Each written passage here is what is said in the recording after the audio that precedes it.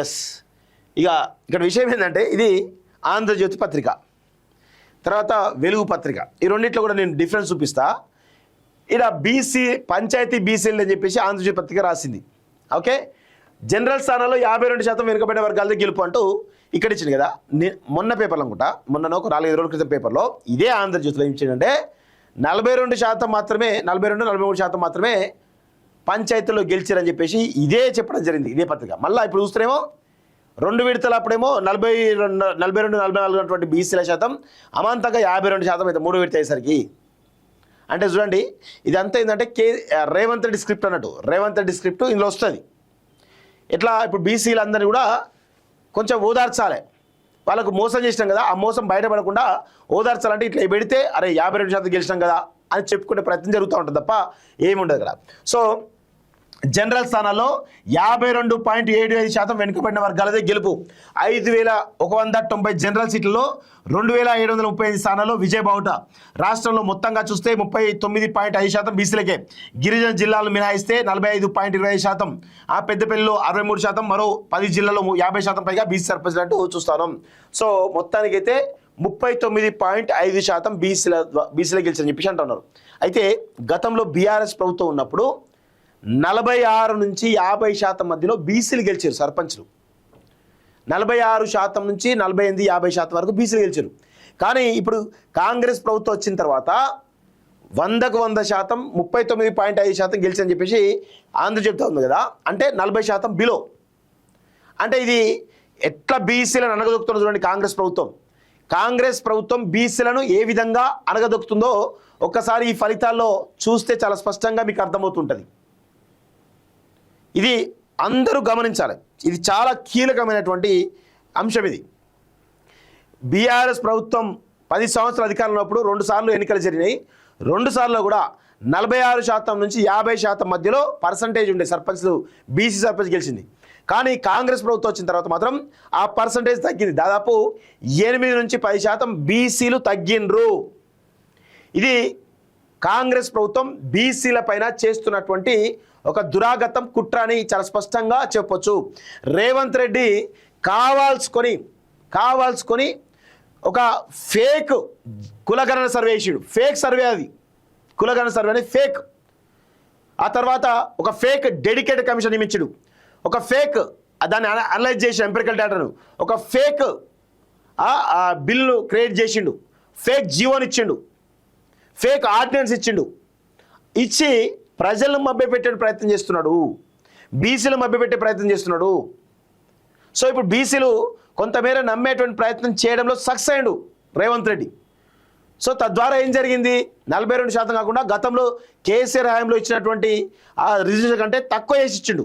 దానివల్ల 39% వచ్చింది. అంటే బీసీలను అడుగడుగునా మోసం చేసింది రేవంత్ రెడ్డి, రాహుల్ గాంధీ, కాంగ్రెస్ పార్టీయే. ఇది అందరూ కూడా గుర్తుపెట్టుకోవాలి. ఎంత దుర్మార్గమో చూడండి. మళ్ళా మేము పార్టీ పరంగా 60% బీసీలకు ఇస్తామని చెప్పినటువంటి రేవంత్ రెడ్డి కనీసం 40% కూడా ఇవ్వలేదు, 30% కూడా ఇవ్వలేదు. నిన్న రేవంత్ ప్రెస్ మీట్ చెప్పిండు ఆ విషయమైనా? చెప్పలేదు కదా. అడుగడుగునా బీసీలను ఊచకోత కోస్తున్నారు ఇద్దరు వ్యక్తులే, రాహుల్ గాంధీ, రేవంత్ రెడ్డి. ఇద్దరు మోసం చేస్తున్నారు, దగా చేస్తున్నారు బీసీలని. ఇది గుర్తుపెట్టుకోవాలి తెలంగాణ సమాజం అంతా. రాష్ట్ర వ్యాప్తంగా గ్రామ పంచాయతీ ఎన్నికల్లో బీసీలు విజయబావుట ఎగరవేశారు. బీసీలకు రిజర్వ్ చేసిన స్థానాల కంటే కూడా ఎక్కువ సంఖ్యలో జనరల్ స్థానాలు వారే గెలుచుకున్నారు. అంటే దీన్ని ఒక నెరేటివ్ బిల్డ్ చేస్తున్నారు అన్నట్టు. సో అంతా ఈ దుర్మార్గం అంతా కూడా మేము బయట పెడతాం. ఎందుకు తొందరపడుతున్నావు రేవంత్ రెడ్డి? నీ యొక్క కథలు తెలివయా, నీ కార్ఖానా తెలివయా, నువ్వు ఎట్లా మోసం చేస్తే తెలివా, అన్నీ మాకు తెలుసు. జనరల్ స్థానం దక్కించుకున్నారు. రాష్ట్రంలో 12,733 గ్రామ పంచాయతీ ఎన్నికలు జరగా అందులో బీసీలకు 2,275 స్థానాలు రిజర్వ్ అయ్యాయి. ఎస్సీ ఎస్టీలకు వారి జనాభా దమాష ప్రకారం స్థానాలు కేటాయించారు. అన్ని రిజర్వేషన్లు పోగా 5,190 స్థానాలు జనరల్ కేటగిరీలో ఉన్నాయి. వీటిలో 2738 స్థానాలు అంటే 52% సర్పంచ్ పదవులను బీసీలే గెలుచుకున్నారు. అటు బీసీలకు రిజర్వ్ అయినటువంటి 2270 స్థానాలు వారికే అందాయి. మొత్తంగా బీసీలు 5013 స్థానాల్లో విజయం సాధించారు. మొత్తం స్థానాలతో పోలిస్తే ఇది 39.5%. అయితే ఏజెన్సీ ప్రాంతమైన భద్రాద్రి కొత్తగూడెం జిల్లాలో బీసీలకు సీట్లు రాలేని పరిస్థితి. అక్కడ మొత్తం 471 స్థానాలు ఉంటే బీసీలకు ఒక్కటి కూడా రిజర్వ్ కాలేదు. 9 జనరల్ స్థానాలు ఉండగా అందులో 3 సీట్లు బీసీలు గెలుచుకున్నారు. జిల్లాలను మొత్తం పంచాయతీలో ఇది 0.63% మాత్రమే అంటూ చూస్తూ ఉన్నాం. సో 100% బీసీలను అడుగడుగున మోసం చేస్తున్నాడు రేవంత్ రెడ్డి అనేది మరొక్కసారి తెలంగాణ ప్రజలకు మేము చెప్పదలుచుకున్నాం. మినాయిని చూస్తే మొత్తంగా 41.5% సర్పంచ్ స్థానాలు బీసీలే సాధించారు. ఏజెన్సీ ప్రాంతాలైన ఆసిఫాబాద్, ములుగు, మహబాద్, ఖమ్మం, కొత్తగూడెం జిల్లాను మినహాయించి చూస్తే మిగతా జిల్లాలో బీసీలు గెలిచిన స్థానాలు 45% కావడం గమనార్హం. అత్యధికంగా పెద్దపల్లి జిల్లాలో అంటూ చూస్తా ఉన్నాం. సో చూడండి ఒకసారి, నిజామాబాద్లో 44% గెలిచారట బీసీల శాతం.